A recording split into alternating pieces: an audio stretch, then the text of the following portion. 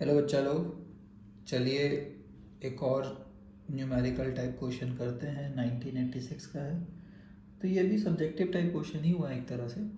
और उस समय काफ़ी कैलकुलेशन वाले क्वेश्चंस आते थे। सॉलिबिलिटी दिया हुआ है एक बेस का, प्योर पानी में इतना आ रहा है। सॉलिबिलिटी मतलब क्या होता है? MgOH whole twice. पानी में जाके ही तो टूटता है कोई भी आयनिक कंपाउंड। ये S, ये 2S अपने को पता है। लेफ़्ट साइड लिखने का ज़रूरत नहीं पड़ता है। क्यों? क्योंकि ये सॉलिड होता है तो ये एक्सप्रेशन में आएगा नहीं। तो अपने को K पता होता है। K क्या होता है इसका? S इंटू 2S का होल स्क्वायर, ठीक है।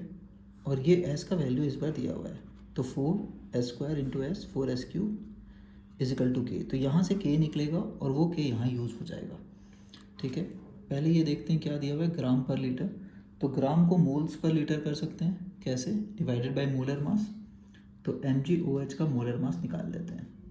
2 बार ऑक्सीजन, 2 बार हाइड्रोजन, 1 बार Mg atomic number 12, mass number 24, oxygen 16 into 2 32, और प्लस हाइड्रोजन 1 इंटू 2। तो ये आ रहा है 24 plus 32 plus 2, 24 plus 34 which is 58। तो जो सॉलिबिलिटी है वो हो जाएगा 9.57 इंटू 10⁻³ डिवाइडेड बाई 58, अगर ग्राम पर लीटर में करना है। सॉरी, ये क्या हो गया? Moles per litre. ग्राम पर लीटर तो ओरिजिनली दिया हुआ था, है ना। और ग्राम को अगर मोलर मास से डिवाइड करते हैं तो क्या आता है? मोल्स आ जाता है। तो ये मोल्स पर लीटर में ऐसे हो गया, ठीक है। इसको आप सॉल्व कर सकते हैं, मर्जी है। तो ये अप्रॉक्सीमेटली आता है 10⁻⁴, ठीक, मोल पर लीटर में। तो ये S का वैल्यू यहाँ पुट करके क्या K निकल सकता है? निकल सकता है। तो KSP क्या हो गया अपना? तो KSP यहाँ से 4 इंटू ये वाला वैल्यू होल। तो देख लीजिए कितना ही ख़राब कैलकुलेशन है। उस ज़माने के क्वेश्चंस में इतने ख़राब कैलकुलेशन आते थे। तो अप्रॉक्सीमेटली KSP ये आ रहा है, ठीक है। अब बोल रहा है कि सॉलिबिलिटी नया वाला निकालिए अगर ये दिया हुआ है। तो ये दिया हुआ है तो Mg कॉमन है। तो एक बात समझ आ गया है कि इसका अगर अल्फ़ा और K नहीं दिया हुआ है, मतलब पूरा Mg किससे कंट्रीब्यूट होने वाला है? कॉमन है इससे। तो MgNO3 जो है पूरा पूरा क्या देगा? Mg2 प्लस और 2NO3 माइनस। तो Mg कितना आया? अगर ये इनिशियली 0.02 था, थोड़ी देर बाद 0, क्योंकि हम लोग मानते हैं कि 100% ये डिसोसिएट हो जाएगा, ठीक है। तो अब नया इक्विलिब्रियम यहाँ पे क्या लिख सकते हैं कि Mg भाई पूरा पूरा सेकंड वाले कॉमन आयन से आ रहा है, इसको 2S ही रहने दे सकते हैं। तो अब क्या हुआ? 0.02 मल्टीप्लाइड बाई नया वाला सॉलिबिलिटी क्या है? 2S का whole square is equal to K तो चेंज नहीं हो सकता कभी, इसलिए इसको बोलते हैं कांस्टेंट। सॉलिबिलिटी चेंज हो सकता है बट K का वैल्यू कैसे चेंज हो सकता है, ठीक है।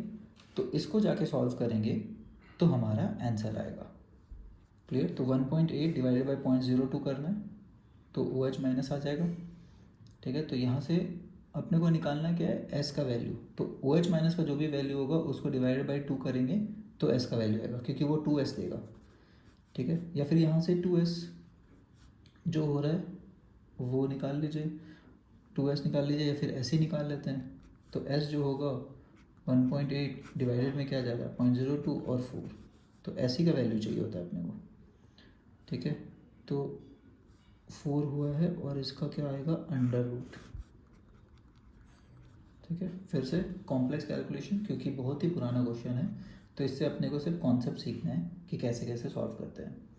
तो ये अपना आएगा 1.5 इंटू 10⁻⁵ मोल पर लीटर में। लेकिन अगर किसी को ग्राम में मन किया सॉल्व करने का, तो ग्राम कैसे करते हैं? Moles into molar mass is equal to gram में आ जाएगा, क्योंकि ओरिजिनल क्वेश्चन ग्राम में था।